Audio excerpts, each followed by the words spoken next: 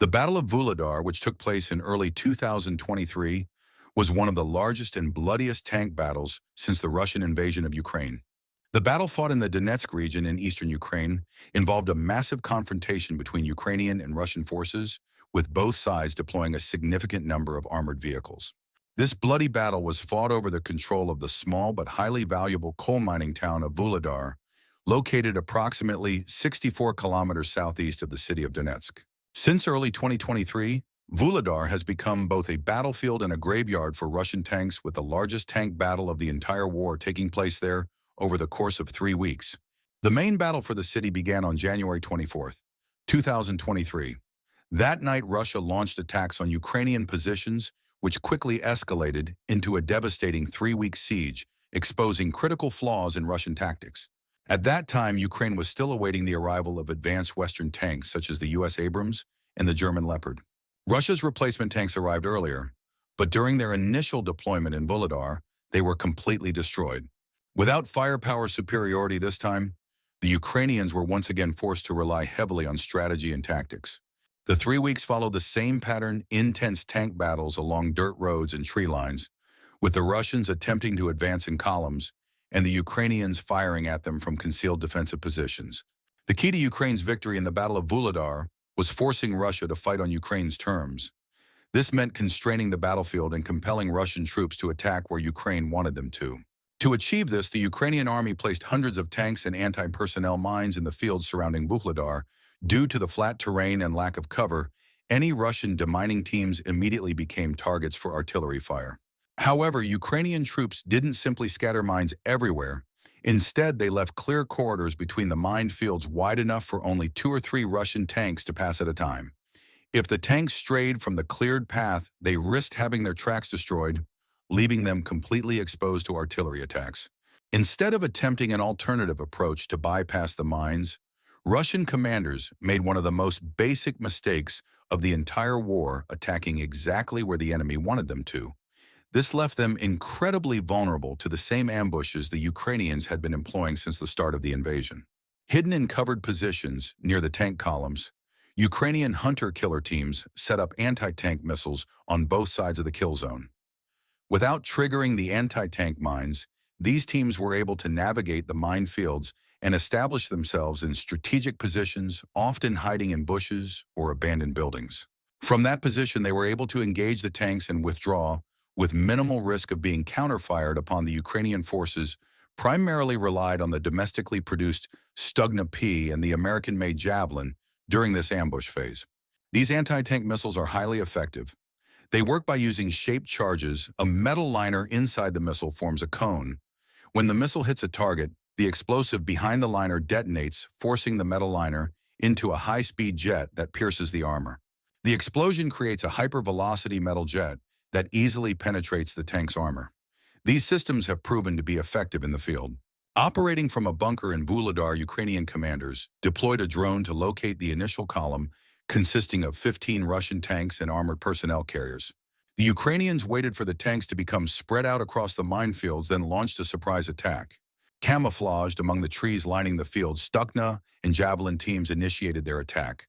At the same time, concealed artillery positions farther down the road, armed with American howitzers and French CZs, joined the barrage. Each team was assigned to target a different section of the Russian column, focusing on the front and rear vehicles to create a bottleneck.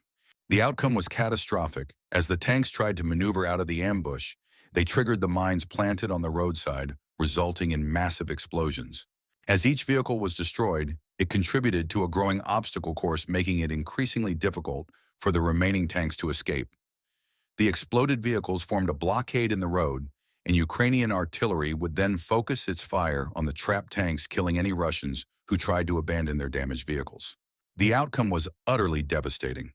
Over the following 3 weeks, this scenario played out repeatedly, with Russia suffering significant tank losses and inexplicably maintaining the same ineffective tactics. The Russian column became so entangled that the Ukrainians felt confident enough to use the HIMARS system against them, a tactic typically employed against fixed targets. Ukraine also made excellent use of its older tanks. Unable to directly confront Russian armor, the Ukrainians buried their tanks in hidden defensive positions. A variety of camouflage techniques were employed. Some tanks were concealed with vegetation and netting, while others were buried underground, leaving only their turrets exposed. While these buried defensive positions offered little protection against top-attack munitions, they dramatically improved the Ukrainian tanks' ability to withstand frontal assaults. Given the Ukrainians' precise knowledge of the Russian tank column's intended routes, they were able to carefully plan the approach paths for their concealed tanks and artillery.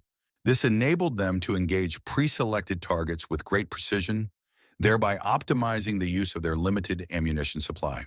Ukrainian tank crews demonstrated exceptional ingenuity during each ambush, utilizing a range of clever tactics to overcome challenges and remain undetected.